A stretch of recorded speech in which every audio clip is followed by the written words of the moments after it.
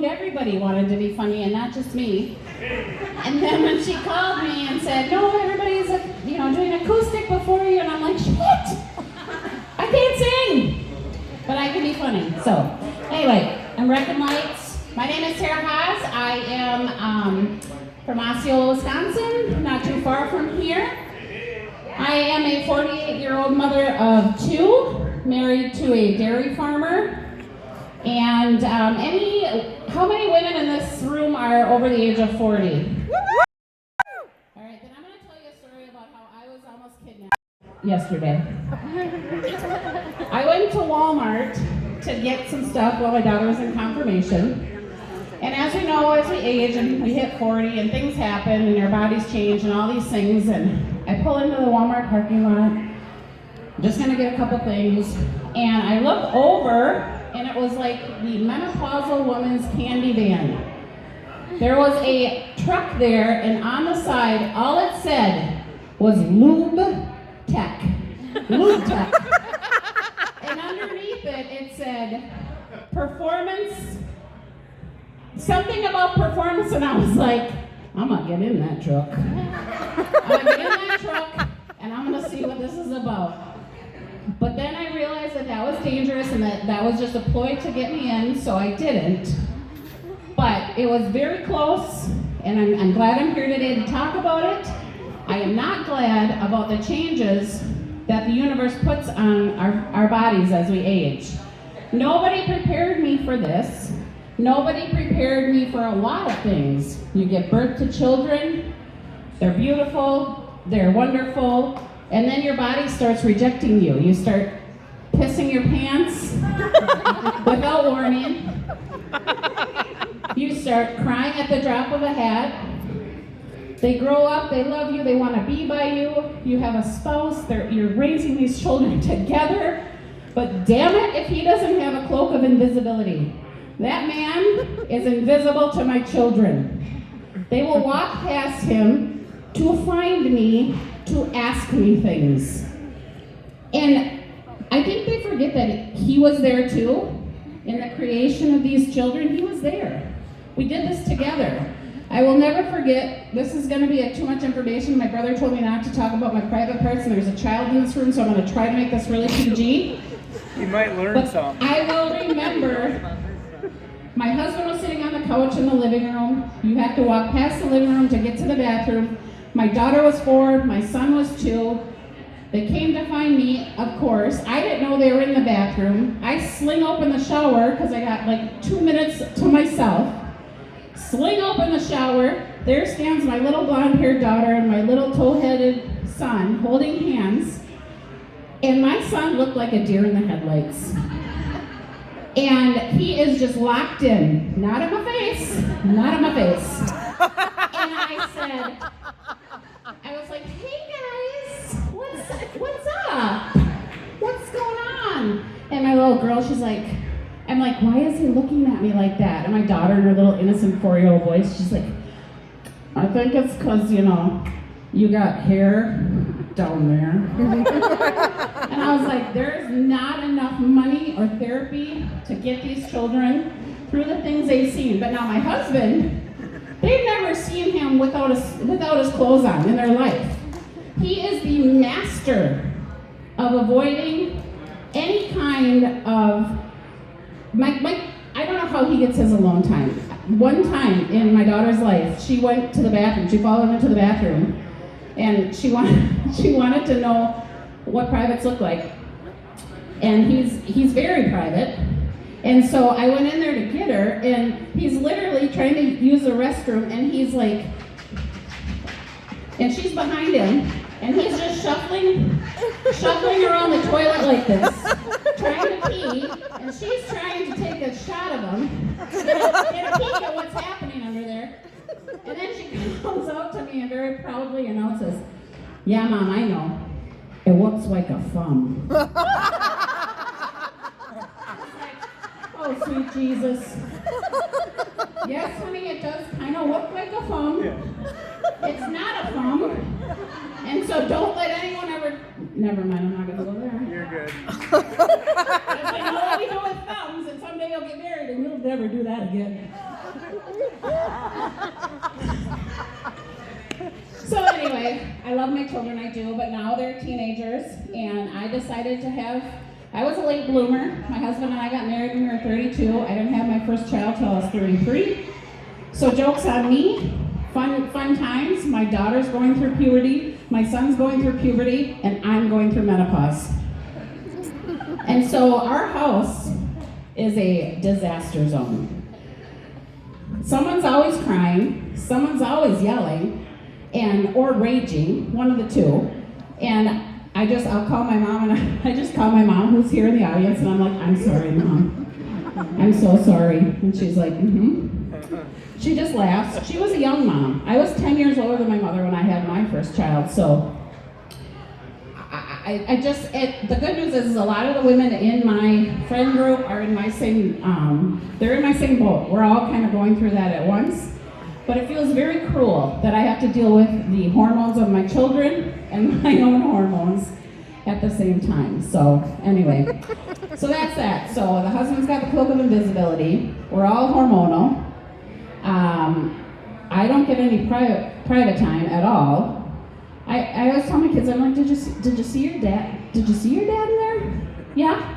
Well, did you ask Dad? They'll call me when they're with him to ask me something. And I'm like, guys, aren't you with Dad? Yeah? Dad can make decisions too. Oh, yeah, we'll ask Dad. Yeah, anyway, so that's that. Like I said, my mom's here. I'm very lucky. I have very healthy parents. They are boomers. I have boomer parents. My mom, God bless her, she is my best friend, but the woman has her quirks. She says to me, and she knew she shouldn't say this because I've been making fun of her for years, but how many of you, if you're a boomer in here, do you have a coupon envelope? You have a coupon envelope in your purse? No? She does. She's got a coupon envelope, but not only does she have a coupon envelope, it's cataloged. She pulled it out one day when we were going shopping, and I'm like, what is that? She goes, it's my coupons. I said, what? And on the front it was like Bath and Body Works, 2 for 1. JCPenney, 20% off. So we're driving here tonight, and she goes, where is this at again? I said, 45th parallel. She goes, I have a coupon. I said, well, Jesus, I hope you brought your envelope. I told her when she passes away and we go and we talk to O'Connell's, and we lay her in there, I'll put a coupon envelope in her little hands. She's gonna be holding it like this. And that's how we're gonna bury her. I have a coupon for the funeral home. I think she's got it at 15% off with O'Connell's because she knows Mike. So yeah, it's fun. And my dad, God bless him, he frickin' labels everything. I don't know if this is a thing with men as you get older, but he labels everything. The man has a coffee can up north. We share land up north.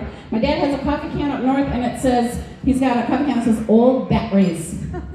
Because we don't say batteries, we say batteries. Old batteries.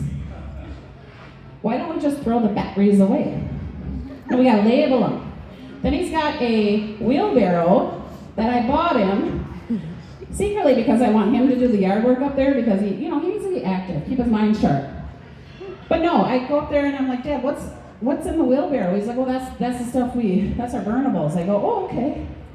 So then we put the burnables in the burn barrel, and I look in this red wheelbarrow, and written in Sharpie is, up north, stuff that burns.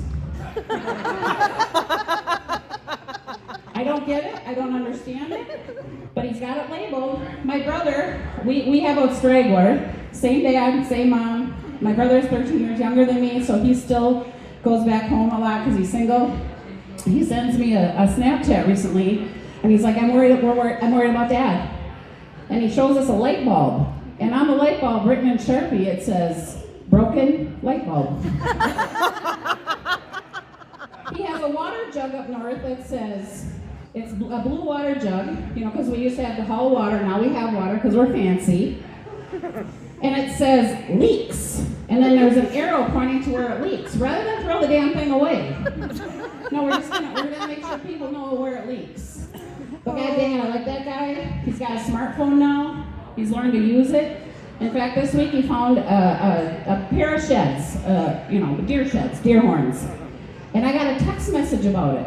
Just me. I thought, oh my God, my dad just really wanted to tell me about this. Then my husband comes home, and so I'm like, well, I got to share this with my husband. And I said, Jared, I said, Dad found a full set of sheds. He's like, yeah, he texted me.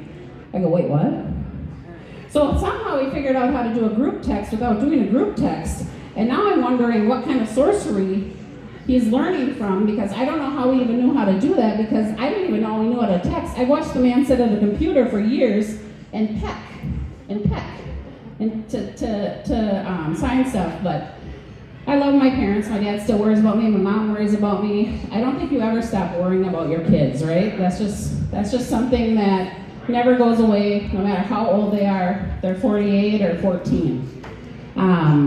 I worry about my kids. I worry that, they'll never learn how to socially interact because they've grown up with screens. They don't know what it's like to go out in the woods and make a concoction out of leaves and acorns. My son, I do have a little bit of boomer in me. I was raised with him, so I got a little bit of boomer in me. My son, anytime he says to me, well, I'm bored, we don't have anything to do. What? I'll give you something to do. You want to go cut some wood? Well, we're going to go cut some wood. He's like, why would we cut wood? We don't burn wood. And I'm like, well, that's what my dad would said to me. I grew up being told that if I cried and he didn't know how to handle my crying, well, I'm going to give you something to cry about. He told me for years. It's no wonder I have very little self-esteem, because my father told me for years that our dog Chipper, my first dog, my beloved dog, he's like, well, we had to used to tie a pork chop around your neck to get Chipper to play with you.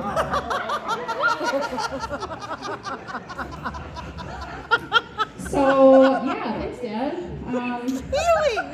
Thanks, I appreciate that. So, and then he would tell us things like, go play in the road. It was me and my older brother, and then we had this straggler that came along later. And my dad loved to make things, so we burned wood. They still burn wood to this day. And my dad, he made us a sled, wasn't that nice? Yeah, he made us a sled to haul wood in. It was a 175-pound sled. So we had a 175-pound sled that we had to pull wood with. Plus then we'd put wood in there. And me and my brother would be out there, my older brother. I would be like Belgian horse style, wrapped around me with that big rope. My brother Jake in the back pushing the thing, because you couldn't pull it because it was 1,000 pounds to get the wood in, right? Along comes Joel, baby brother. He gets a riding lawnmower. He gets a four-wheeler. That's how they hauled wood. And I'm like, what the frick, Mom? I'm like, we had to do all this work. She's like, we're just tired. Just really tired. And I'm like, and now that I'm old, I'm a 48-year-old mom, I'm like, I get that. I get being tired. I understand it, but I'm like, son of a biscuit. We had a 3-acre lawn that we push mowed, and that little bastard got a riding lawnmower. So, anyway, but yeah, life is a trip. This is something that I'm glad that I was able to do tonight. This is something that I wanted to do. This is my second time. Totally off the cuff.